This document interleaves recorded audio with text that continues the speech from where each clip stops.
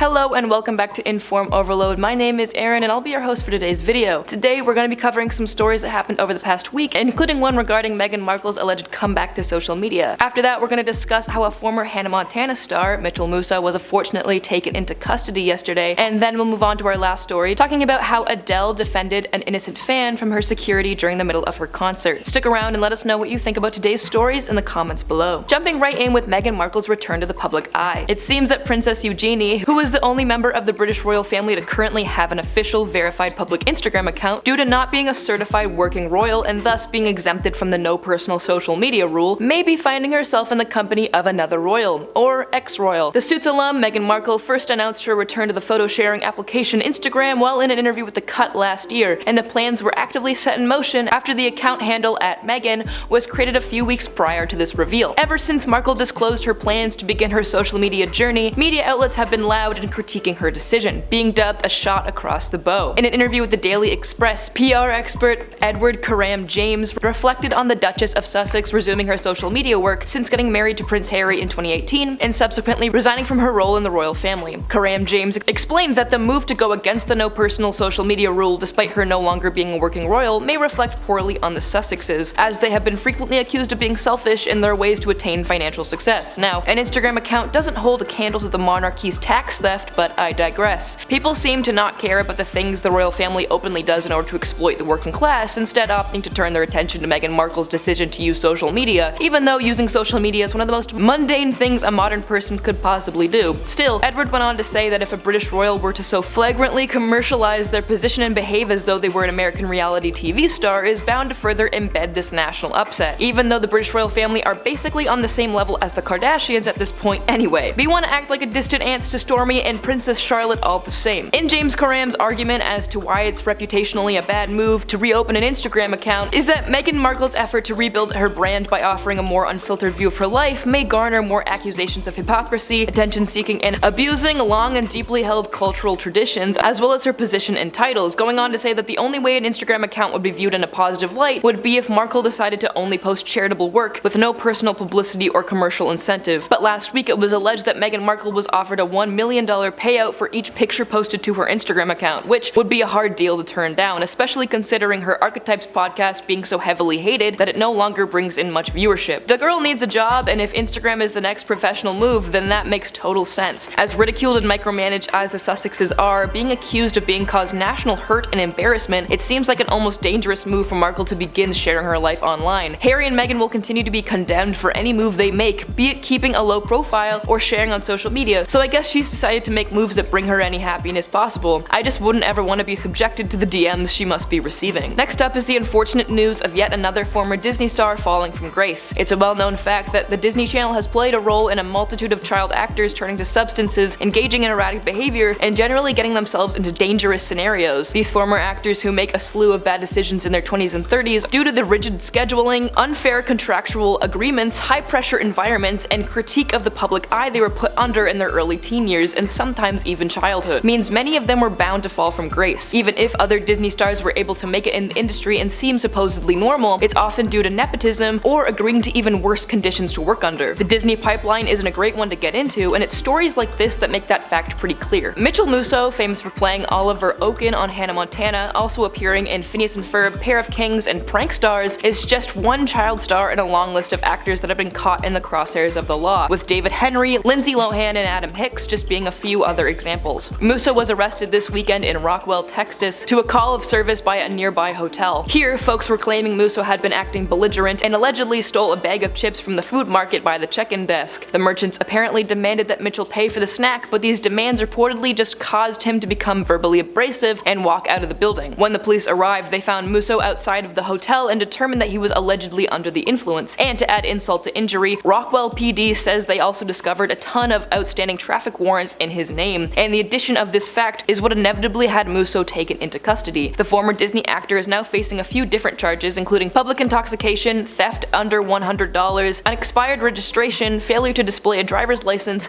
and violating a promise to appear notice. This behavior for Musso isn't at all surprising to hear, since he has already built up quite a history of run-ins with the police. For instance, back in 2011, Musso was pulled over in Burbank, California after he failed to slow down for traffic cops and charged with a DUI suspicion. He was approached by the police, who then then smelled alcohol and proceeded to give him a field sobriety test and breathalyzer. Musso, aged 20, was under the legal drinking age and blew above the legal limit of 0.08 blood alcohol content. Musso went on to apologize for this behavior on E! Online soon after the news went public, taking complete responsibility and voicing his desire to put the situation behind him, but even so, still caused his character to be written out of Pair of Kings and the show Prank Stars to be cancelled, which probably didn't do anything good for his already obviously wavering mental health. Musso was apparently being released from custody today on a $1,000 bond, but his mugshot has already made the rounds on social media, and it's safe to say that he doesn't look at all well. It's distressing to see somebody you watched as a kid growing up and subsequently watch him grow up as well end up in such a state of alarm. It's disturbing to realize that the kids I saw on Hannah Montana, as well as other Disney shows I'm sure, were probably most likely being treated in a way that wasn't at all healthy. I do truly hope Mitchell comes out of this on the other end, but I'm glad that the crime was just simply stealing a bag of chips while drunk and a few unpaid parking tickets. I mean, news surrounding the situation is pretty sensationalized for an offense most 20-year-olds partake in at college. This glorification of former Disney stars' bad behavior is just another reason why the job is so dangerous for young people to partake in. If your childhood is broadcast for everyone to freely be a part of, it's really difficult to make anything private again. Our last story today regards Adele coming in defense of a fan. Adele, the English singer-songwriter, has always been one of those celebrities to be extremely well liked, not just by a loyal fan base, but by casual listeners around the world. This is in part due to her incredible skills in both songwriting and powerful mezzo-soprano vocals, but it's also probably as a result of her confidence, sincerity, and boldness when it comes to saying what's right. Adele has always been what people dubbed as the people's champion, continuing to be extremely outspoken not only for her own safety, as seen at one of her concerts a month ago where she warned fans not to throw anything on stage amid a strange and disturbing trend where performers kept getting pelted with objects during their shows. Now, Adele's turned her defense to those in the crowd. During a show on Saturday at her Vegas residency, Weekends with Adele at Caesars Palace Coliseum, right as Adele was preparing to start her song Water Under the Bridge, she brought the show to an abrupt stop, telling the band to stand down as she addressed something going on in the audience. She went on to direct her focus on a fan in the seats being allegedly hassled by security guards, demanding to know what the situation was and why he deserved such treatment, obviously not caring for the behavior of the guards. Adele then tells the crowd that she had noticed the fan being singled out and bothered by security the entire time she'd been on stage. She unsurprisingly did not receive an adequate response or even a response at all, causing her to demand that the security guards leave the fan alone and let him have fun like everyone else, apologizing to the rest of the crowd for stopping the show, but feeling like she couldn't allow the situation to go unspoken. Plenty of videos from the scene went viral on social media, so we're able to see the situation play out from various different angles. We can see the action captured from a vantage point that actually put the security guard in question in frame well before Adele's confrontation took place. Here, it's obvious that the security guard was not only bothering, but actively harassing and becoming aggressive with a man who was innocently swaying to Adele's songs, not unlike everyone around him was doing, so it's confusing why he was being singled out in the first place. In the videos that were captured at the Vegas residency show, it's clear to see that the rest of the concert goers were thrilled by Adele's decision to stand up for a fellow audience member, as they cheered for her as she scolded and accused her security guard of using unnecessary force. It's clear to see why Adele is such a beloved artist, seeing as she genuinely cares about her fans and people who support her. She doesn't just make excellent music, she also knows how to use her charisma to truly connect with an audience, which is always a trait of true showmanship. It's not just a beautiful voice that makes you a revered talent, but also your ability to make people like you as a person. Adele isn't the first performer to notice a security guard being a little too harsh. Back in May, Taylor Swift yelled at security during a performance, and it's great to hear that performers aren't afraid to call out some injustices they catch in the audience. Thanks so much for watching, and let us know what you think about these stories in the comments below. Let us know how you feel about Meghan Markle's Instagram debut. Do you think Mitchell Musso is going to be okay, and what do you think is next for Adele? Once again, I'm your host Aaron, and I hope you enjoyed this Inform Overload video. Have a wonderful day, and I will see you guys in the next one.